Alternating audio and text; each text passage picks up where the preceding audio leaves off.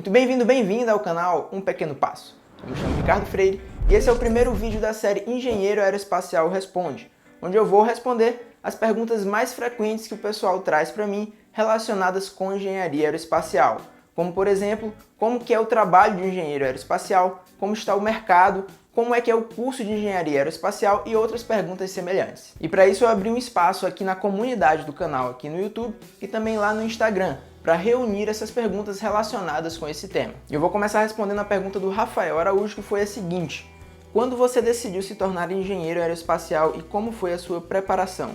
E o interessante é que respondendo essa pergunta, eu vou responder outras 3 perguntas, que foi a do Rafael Silva, qual foi o primeiro lugar onde você trabalhou, a do Rafael TN, você atua como civil ou militar, e a do Artemis, que foi: e na engenharia aeroespacial, tem problema em se formar em outro país? Diploma estrangeiro arruma emprego no Brasil ou em um país diferente do que você estudou? É que em medicina acontece isso às vezes. E para responder essas perguntas eu vou contar um pouco sobre como foi a minha formação, a minha experiência de trabalho e como eu cheguei até o ponto onde eu estou hoje na minha carreira. Eu desde pequeno sempre fui apaixonado por espaço, acompanhava lá os lançamentos da NASA, do ônibus espacial, etc. Então sempre gostei muito de espaço, isso aí sempre foi a minha paixão. E gostava muito de matemática, então eu já tinha meio que uma vocação ali para engenharia. Mas à medida que eu fui ficando mais velho, ensino médio, etc., essa parte espacial eu fui vendo que aqui no Brasil, assim, não é, digamos, a parte mais forte, né? Para não dizer outra coisa. Infelizmente a gente não está tão avançado como a gente poderia estar em termos de desenvolvimento aeroespacial. Isso é um fato. E aí nessa época em que eu estava ali já me preparando para entrar numa faculdade, principalmente por falta de conhecimento e de informação, eu acabei meio que deixando de lado esse sonho de um dia trabalhar com espaço e foquei mais na parte da engenharia. Eu sabia que realmente a minha vocação seria ser engenheiro. Então eu comecei a me preparar para o ITA e para o IME. Então eu decidi estudar em uma das melhores faculdades de engenharia do Brasil. Eu fiz o preparatório, fiz cursinho lá em Fortaleza, no Farias Brito, inclusive um dos melhores do Brasil, na minha opinião. E comecei a me preparar, estudar só para o ITA e para o IME. E aí eu fui fazendo as provas, etc. E aí eu consegui passar no IME, Instituto Militar de Engenharia. E muita gente conhece o ITA, mas não conhece o IME. O IME é o Instituto Militar de Engenharia, que fica lá no Rio de Janeiro, e é uma das escolas de excelência em engenharia aqui no Brasil. Não é raro ele ficar em primeiro lugar como a melhor escola de engenharia do Brasil nas provas do ENAD, etc. Então, e quem ainda está pensando em fazer alguma faculdade de engenharia e almeja cursar uma das melhores do Brasil, recomendo fortemente o IME também, ou o ITA, que também todo mundo já conhece, é uma excelente escola de engenharia aqui no Brasil. E aí eu entrei no IME e lá eu fiz engenharia de telecomunicações. O IME não tem engenharia aeroespacial ou aeronáutica como o ITA tem. E mesmo na época que eu entrei também na faculdade, que foi lá em 2010, o curso de engenharia aeroespacial no Brasil, para falar a verdade, ainda estava meio que nascendo. Assim, tinha ali, eu acho que no ITA tinha acabado de ser criado, tinha na UFMG, etc. Então, algumas faculdades ainda estavam, digamos assim, consolidando o curso, podemos dizer, e muitos cursos estavam nascendo ainda nessa época na área de engenharia aeroespacial. Então eu acabei não me dedicando nessa área na época da graduação e principalmente por falta de conhecimento, porque o Brasil tem sim várias áreas de pesquisa e desenvolvimento na parte espacial que já existiam desde aquela época, e desde a época que eu me formei, existem até hoje, mas eu não sabia, e por causa disso eu acabei não dando tanto valor, ou não me esforçando tanto em já começar na engenharia, na graduação, na parte espacial. Mas enfim, entrei no IME, fiz engenharia de telecomunicações, e aí no ano que eu me formei como militar, então já respondo aqui uma das perguntas lá que o pessoal fez. Eu entrei no IME como militar e me formei como militar, como oficial de carreira, e assim eu sigo. E quando eu me formei, quando a gente se forma na verdade no IME e no ITA também como militar, são abertas vagas em organizações militares ou enfim, em alguma empresa parceira mesmo, do Exército, da Marinha ou da Aeronáutica, para que os engenheiros que estão se formando como militares no ITA e no IME comecem a trabalhar em algum projeto ou em alguma unidade das Forças Armadas ou parceiras, como eu já comentei. E no meu caso, quando eu estava me formando, apareceu uma vaga para trabalhar na Força Aérea, mesmo eu sendo um militar do Exército, para trabalhar na Força Aérea, no núcleo do Centro de Operações Espaciais, que na época era chamado de NUCOP. Isso é uma coisa que também gera muita confusão, porque todo mundo sabe que eu trabalho na Força Aérea. E aí todo mundo acha que eu sou um militar da Força Aérea, mas na verdade eu sou do Exército. Mas enfim, isso é só um detalhe. E o NUCOP, que era uma unidade militar que estava sendo criada ainda, inclusive por isso esse NU, que vem de núcleo, Núcleo do Centro de Operações Espaciais, que é um termo utilizado dentro das Forças Armadas para uma organização militar que está sendo criada, era exatamente um centro de operações espaciais, como o próprio nome diz, que tinha como objetivo operar os satélites das Forças Armadas que seriam operados pela Força Aérea, mas para uso geral, que fariam parte do PESE, que é o Programa Estratégico de Sistemas Espaciais das Forças Armadas. E esse programa prevê a criação de um centro para a operação desses satélites, que era exatamente o COP, que na época era chamado de NUCOP. Então, quando apareceu essa vaga, essa oportunidade para um engenheiro de telecom do Exército trabalhar na parte espacial, eu realmente vi que ali era a minha oportunidade, a minha chance de entrar nessa área que eu sempre gostei, sempre fui apaixonado. Então, foi uma oportunidade única para mim, como militar do Exército no Brasil, poder trabalhar com a parte espacial dentro das Forças Armadas. E assim, logo após eu me formar, comecei a trabalhar no NUCOP. Então, o primeiro lugar que eu trabalhei foi no núcleo do Centro de Operações Espaciais. E como eu falei que ele ainda estava sendo criado, a gente ainda não tinha um satélite para operar. O objetivo era operar o SGDC, que ainda estava sendo desenvolvido naquela época, que foi lá em 2015. O SGDC só foi lançado em 2017. Mas entrei lá no NUCOP, e lá eu tive a oportunidade de fazer muitos cursos, já que como a gente estava se preparando, eu tive a oportunidade de participar de vários treinamentos, de vários cursos de aperfeiçoamento na parte espacial. Então eu fiz cursos no ITA, fiz cursos no INPE, fiz cursos em parceria com a Força Aérea dos Estados Unidos, fiz curso também lá na sede da Thales Alenia Space, que era a empresa que estava desenvolvendo o SGDC, então cursos de treinamento e preparação para a operação do satélite, e fiz todo o treinamento para a operação do SGDC, que foi dado aqui no Brasil também pela empresa, que foi um treinamento mais intenso e mais aprofundado, dedicado para a operação do satélite. O interessante de eu ter iniciado a minha carreira no COP ainda no período em que ele estava sendo criado, eu tive a oportunidade de escolher em qual área, dentro do centro de operação, eu iria trabalhar.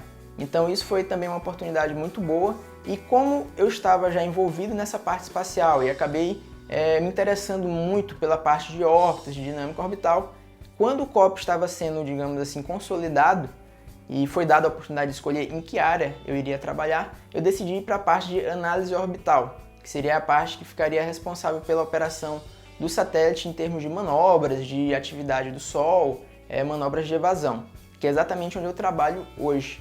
Então fui meio que migrando para essa área. Eu saí da parte de telecomunicações e fui migrando para essa parte de dinâmica orbital, que é algo extremamente comum. A gente às vezes acha que eu decidi me formar em uma coisa e vou trabalhar nisso para sempre. Eu tenho colegas que se formaram em engenharia e estão trabalhando em bancos, então assim, não precisa se preocupar muitas vezes quando você inicia numa carreira, não necessariamente você vai ter que ficar nela para o resto da sua vida. Você pode ir, digamos assim, trilhando o seu caminho ao longo do tempo, que foi exatamente o que eu fiz. Então, quando apareceu essa oportunidade, eu vi que eu gostava muito mais dessa parte do que a parte de telecom. Não deixo de gostar, inclusive utilizo muitas coisas de telecom, mesmo na parte de dinâmica orbital e na parte de satélites, porque todo satélite tem a parte de telecomunicações, porque eles precisam estar em comunicação com a Terra. Então, na verdade, assim, foi até bom, foi até interessante, porque eu trago esse conhecimento da parte de engenharia de telecomunicações e aplico eles diariamente no meu trabalho também. Mas fui para essa parte de dinâmica orbital e aí eu já fiz todos os cursos para a operação do satélite nessa área. E aí o satélite foi lançado em 2017 e eu fui o primeiro engenheiro responsável pela operação das manobras no primeiro mês do satélite, nas primeiras semanas ali. E só que assim que eu peguei essa primeira semana, fiquei lá na operação do satélite, encerrou o meu tempo, digamos assim, no COP, e aí eu fui lá para a Itália para fazer um mestrado em engenharia aeroespacial. Então o satélite foi lançado em maio de 2017, a gente iniciou a operação aqui no Brasil em julho, e aí em agosto eu já fui desligado lá do COP, e aí fui para a Itália para começar o mestrado, que seria iniciado em setembro de 2017. E lá eu tive a oportunidade de fazer esse mestrado em engenharia aeroespacial na Universidade de Roma Sapienza. E foi uma oportunidade também muito boa, que eu gostei muito. E lá eu pude fazer o meu mestrado em apenas um ano. Isso também é uma curiosidade, muita gente sempre me pergunta, depois que eu vou contando mais detalhes sobre como é que foi a minha formação. Lá na Itália, geralmente eles fazem a graduação de engenharia em 3 anos e já fazem um mestrado logo em seguida, com 2 anos de duração. O mestrado que eu fiz, ele tem 2 anos de duração. Só que como eu fiz 5 anos de engenharia, que é o normal aqui no Brasil, que eu fiz lá no IME, foi como se eu tivesse feito 2 anos a mais. E aí eles aproveitaram esses 2 anos que eu fiz para eles a mais a carga horária, digamos assim, desses 2 anos, e já comecei o mestrado em Engenharia Aeroespacial no 2º ano do curso. Então, um requisito que eles têm é que você tenha esses 2 anos de engenharia feito na graduação e que você também tenha condições de acompanhar um mestrado a partir do 2º ano de Engenharia Aeroespacial, que também não é trivial. Eu já cheguei lá, ninguém foi me ensinar nenhuma coisa básica de astrodinâmica, de subsistema de satélites, etc. Mas eu tinha ganho esse conhecimento nos cursos que eu tinha feito lá no núcleo do Centro de Operações Espaciais, no ITA, no INPE, os treinamentos que a Thales me deu. Então, eu pude já conseguir acompanhar o curso de Engenharia Aeroespacial, o mestrado de Engenharia Aeroespacial lá na Itália. Entre 2017 e 2018, eu fiz o meu mestrado em Engenharia Aeroespacial. Dentro do mestrado, eu tive a oportunidade de trabalhar também na Thales Alenia Space Itália.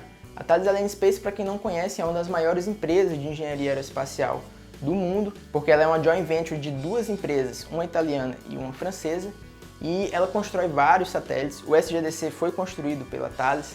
E lá na Itália eu tive a oportunidade de trabalhar com a equipe da Cosmo SkyMed, que é uma constelação de satélites de imageamento radar, então não tinha nada a ver com o SGDC, inclusive é outra equipe, outro pessoal, o SGDC foi feito lá na França, mas lá na Thales Itália foi muito bom também, uma oportunidade de trabalhar em uma empresa que tem uma grande especialização, tem uma grande capacidade e um grande know-how nessa parte de satélites, da parte de operação de satélites, desenvolvimento de satélites lá na Itália. E depois que eu terminei o meu mestrado lá na Itália, eu voltei aqui para o Brasil e voltei para o Centro de Operações Espaciais, que na época, como eu falei, era núcleo. Depois que começou a operação, ele virou centro, ele perdeu o núcleo, virou Centro de Operações Espaciais.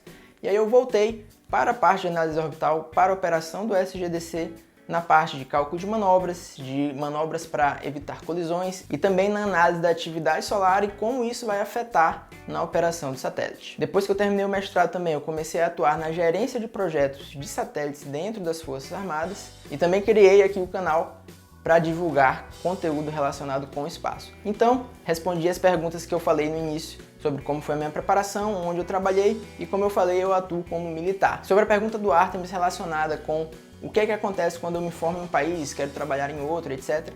Para a parte de engenharia, pelo menos até onde eu sei, nos principais países, Estados Unidos, Canadá, ali na Europa. E aqui no Brasil, se você se formou, seja mestrado, graduação, doutorado, o que quer que seja, em um determinado país e você quiser trabalhar em outro, não tem problema nenhum. Isso eu estou falando em termos de empresas. A empresa quer que você tenha conhecimento na área e principalmente experiência. Então é até um negócio que o pessoal acha ruim, eu tenho que ter experiência e tal, como é que eu vou conseguir o primeiro emprego? Realmente é algo um pouco complicado, mas infelizmente é o que as empresas querem. Então você nem precisa muitas vezes ter uma formação em engenharia aeroespacial. Se você tiver experiência nessa área, você pode ser contratado por uma empresa para trabalhar na parte de espaço. Então você pode se formar como engenheiro mecânico, ou de telecomunicações, ou eletrônico. E aí, se você entrar em uma empresa de desenvolvimento aeroespacial e ganhar experiência lá, você consegue emprego em outros países sem nenhum problema.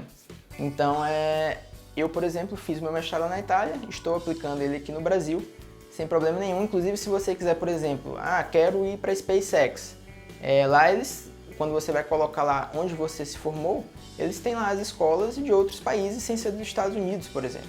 Então, pelo menos para engenharia, para você trabalhar em uma empresa, se você tivesse formado em um país diferente da empresa, isso não vai ser um empecilho para você conseguir uma vaga de trabalho. Esse foi então um breve resumo de como é que foi a minha carreira, como foi a minha preparação, como que eu acabei migrando para essa parte de engenharia aeroespacial e como que hoje eu trabalho como engenheiro aeroespacial na operação do SGDC, com a formação em engenharia aeroespacial, no caso, no mestrado, na pós-graduação, que é algo também que, como eu já comentei, é extremamente comum dentro da engenharia, principalmente. Muitas vezes você inicia numa área e aí ao longo da sua carreira você vai se especializando em determinado assunto e muitas vezes até migrando de área, que foi o que aconteceu comigo e assim eu sigo na engenharia aeroespacial. E assim chegamos ao final desse primeiro vídeo da série Engenheiro Aeroespacial Responde, e eu vou continuar trazendo e respondendo outras perguntas que o pessoal foi fazendo. Se você tem alguma pergunta relacionada com esse tema, pode deixar aqui nos comentários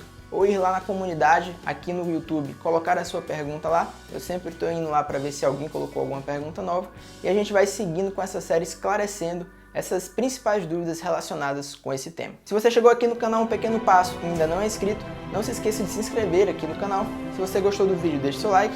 E se você quiser saber as novidades do espaço aqui do canal, acompanhe Um Pequeno Passo nas mídias sociais. Muito obrigado por assistir e até a próxima!